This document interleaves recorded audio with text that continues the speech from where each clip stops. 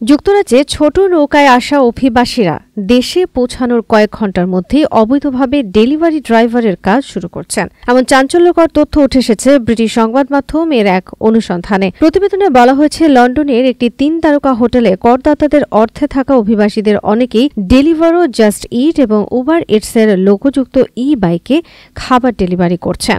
আইন অনুযায়ী যুক্তরাজ্যে নতুন আগত কোনো অভিবাসী ১২ মাসের কম সময় থাকলে বা সঠিক অনুমোদন না থাকলে তাদের কাজ করার অনুমতি নেই। এমনকি ১২ মাস পরেও তারা ডেলিভারি ড্রাইভারের মতো কাজ করতে পারেন না। তবুও ওই হোটেল থেকে প্রতিদিনই ডজন ডজন অভিবাসী বের হচ্ছেন এসব প্ল্যাটফর্মে কাজ করতে। অনেকে সপ্তাহে ১,০০০ পাউন্ড পর্যন্ত উপার্জন করছেন, অথচ তাদের থাকা খাওয়া চলছে সরকারিভাবে। এ নিয়ে ক্ষোভ প্রকাশ করেছেন এমপি লি অ্যান্ডারসন। তিনি বলেন, এই ধরনের আচরণ যদি ব্রিটিশ নাগরিকদের সহ্য করতে হয় তবে এটি লেবার সরকারের বড় ব্যর্থতা। সাধারণ ব্রিটিশরা কষ্ট করে কাজ করে, উচ্চ কর দেয় এবং সমাজে অবদান রাখে। তারা তাদের এলাকার রাস্তায় ঘোরাফেরা করা অজানা পরিচয়ের কর্মক্ষম বয়সী পুরুষদের নিয়ে উদ্বিগ্ন না হয়ে থাকতে চায়। জানা যায়, ব্রিটিশ সংবাদ মাধ্যম ডেইলি এক্সপ্রেসের ইনভেস্টিগেশন এডিটর জ্যাক গার্নার পার্কিস যখন চিত্র ধারণ করছিলেন তখন এক ব্যক্তি হুমকি দিয়ে বলেন, আমার উপর ক্যামেরা রাখবেন না, ঠিক আছে?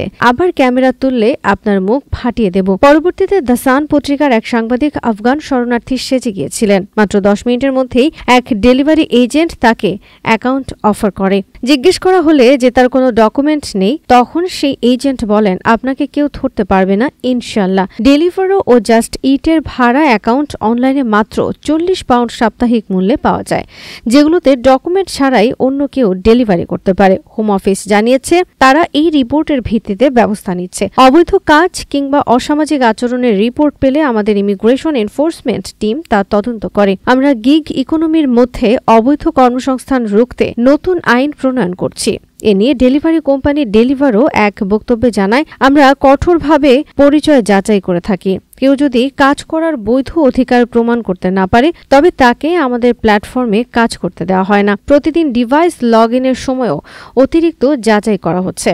জাস্ট ইট থেকে বলা হয়, আমরা একটি দায়িত্বশীল প্রতিষ্ঠান হিসেবে স্থানীয় কমিউনিটিকে সম্মান করি।